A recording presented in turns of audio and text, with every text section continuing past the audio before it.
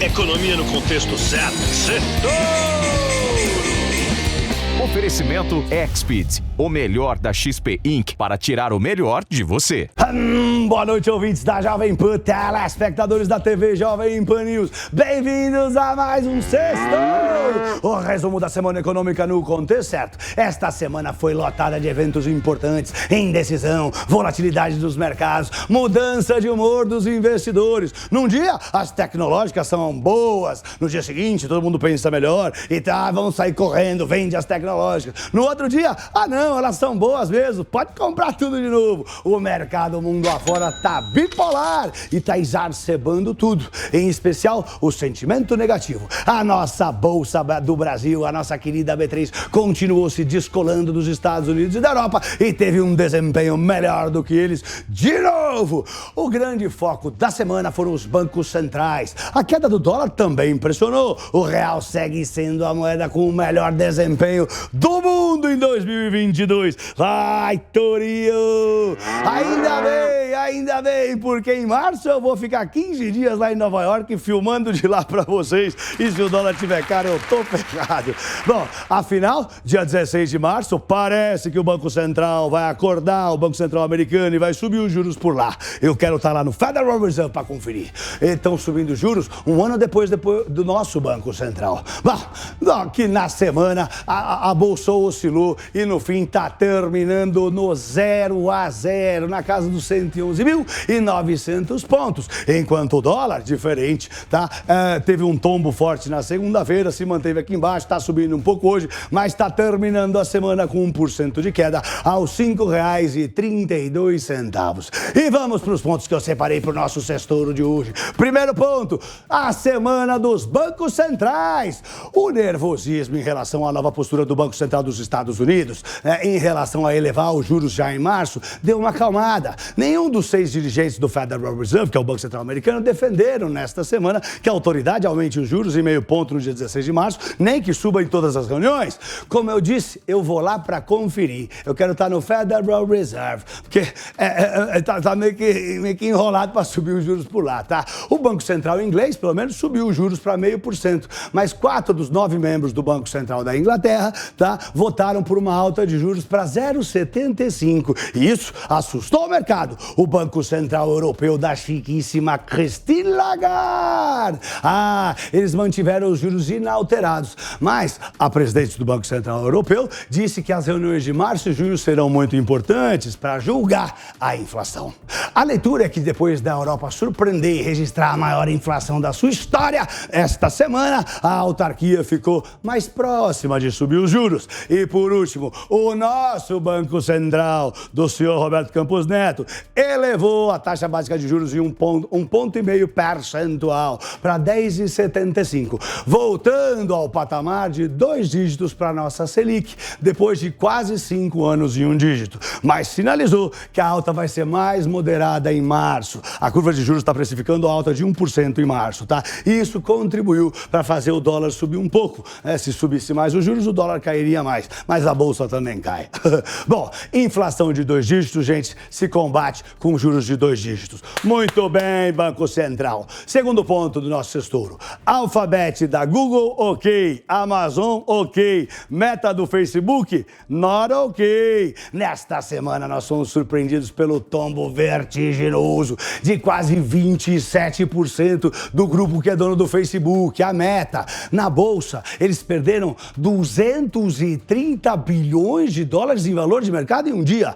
1,2 trilhão de real. Perdeu uma Netflix, tá? E isso foi a maior perda na história, tá, de um dia de uma empresa. Nunca se perdeu tanto dinheiro num dia só, tá? Isso se deu porque eles estão perdendo usuários para TikTok. O vilão chinês roubou clientes, usuários do Facebook. Esses chineses.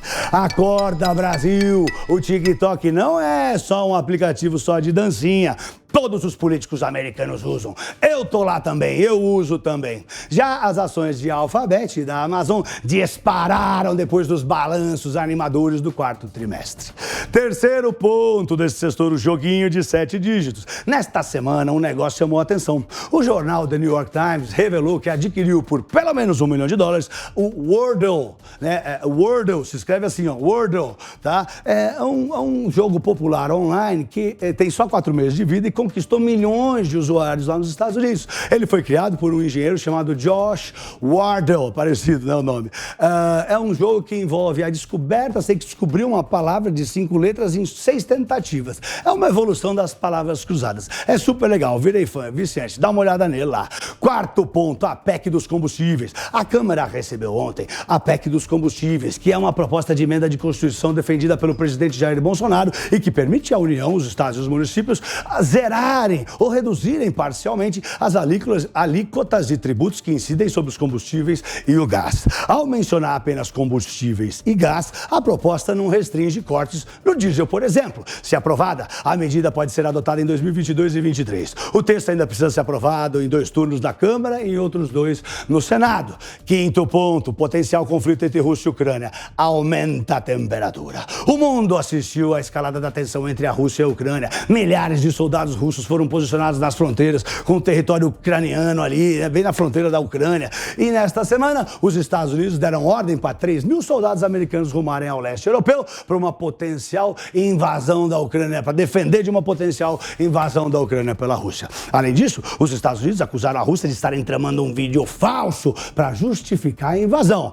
Segura a peruca que o Putin não tá calminho. Sexto ponto desse sextouro, payroll. O payroll é o indicador econômico mais importante do mundo. É o rei do xadrez no mercado financeiro. São os dados do emprego do cidadão urbano americano. Sai toda primeira sexta-feira do mês. Ou no caso, hoje. Hoje saíram os dados de janeiro e veio muito forte, tá? Lá nos Estados Unidos, contratou-se muita gente e isso aumentou o nervosismo. Se os dirigentes do FED tentaram acalmar o mercado, tá? Esse indicador do emprego dos Estados Unidos que saiu hoje surpreendeu todo mundo e pode calar a boca dos dirigentes. Esse pessoal não quer subir juros lá nos Estados Unidos, gente. Ninguém esperava que os Estados Unidos criassem 470 mil empregos, 467 mil para ser exato. A expectativa era que se criasse 125 mil só. Essa era a expectativa da Bloomberg, por exemplo. O número é ainda mais forte do que parece, já que essas vagas foram criadas mesmo com o impacto da onda de casos da variante Ômicron da Covid-19, tá? E também foi acompanhado de revisões significativas para cima dos 2 meses anteriores, sem contar que os salários também subiram acima do esperado. Ou seja, muito mais gente foi contratada do que a gente achava, revisaram as pessoas que tinham sido contratadas, teve mais gente contratada em dezembro, mais gente contratada em novembro e todo mundo está ganhando mais. Resumo da ópera, inflação à vista. Pelo menos o presidente do Banco Central americano parou de falar que a inflação é transitória e tranquila. Quem nos acompanha aqui sabe, a gente tem falado para ele, eles não enganam a gente não. A inflação é pegajosa e perigosa, não tem nada de transitória e tranquila. E a gente tem gritado isso aqui há meses. Todo mundo sabe, não é à toa, eu não sou nenhum gênio não, tá? Não é à toa que o nosso Banco Central está corretamente subindo nossos juros há 1 ano, gente. Faz 1 ano que o nosso Banco Central percebeu essa desgraça dessa inflação vindo aí. A nossa taxa Selic está quase 11%, enquanto nos Estados Unidos os juros estão 0%. Acorda, Jerome Powell! Tô indo aí ver se subiu os juros, hein? O payroll forte reforçou as apostas de que os juros americanos em março vão subir meio ponto percentual e não só 0,25%. Tudo isso devido ao efeito defasagem. Como demora para as mudanças nos juros surtirem efeito na economia, é melhor subir os juros mais forte agora do que subir um pouquinho várias vezes, senão vai demorar mais para controlar a inflação. Eu sei que eles estão falando que tá tudo... Não, nem estão mais falando, eles estavam falando. Agora o Jerome Powell falou que tem inflação mesmo, que está perigoso, que tem que subir os juros. Bom, como sabemos, juros mais altos nos Estados Unidos tende a puxar o dinheiro para lá e penaliza a bolsa e os mercados emergentes, como o Brasil. E para a semana que vem, a China volta do feriado de uma semana, do feriado do Ano Novo Lunar. Acabou o ano do touro de ouro, ai que pena. E começa o ano do tigre de água. E voltando à China, eu volto a falar no minério de ferro. O Brasil vai ter a divulgação do IPCA, a inflação oficial de janeiro, que é a inflação que o Banco Central olha para decidir nossos juros. E a temporada de balanços do Brasil esquenta. Dá uma olhada nessa imagem aqui do João Castal, do meu amigo de Twitter, que mostra as principais empresas que soltam o resultado na semana semana que vem. Na terça-feira sai o Bradescão, dá uma olhada. Na quinta-feira sai o Itaú. Nos Estados Unidos sai a inflação ao consumidor de janeiro. É isso aí, gente. Se você se interessa pelos indicadores econômicos que a gente cobre aqui no Sextouro e como eles pressionam as marés dos mercados, como mexem na bolsa, no dólar e nos juros, invista no melhor curso de indicadores econômicos do Brasil, o curso Touro de Ouro. Acesse liucursos.com.br e use o voucher de desconto Sextouro e compre o curso Touro de Ouro em 12 vezes, sem juros de menos de R$ 75. N-I-U cursos.com.br, newcursos.com.br. E se você quiser me seguir nas minhas redes sociais, o meu arroba é @Pablo Spyer, @Pablo SPYR. Gente, é isso aí, eu espero que vocês tenham tido uma semana próspera e eu desejo para todos vocês um lindo fim de semana em família. Eu sou Pablo, bom fim de semana, vai Torinho, vai Torinho!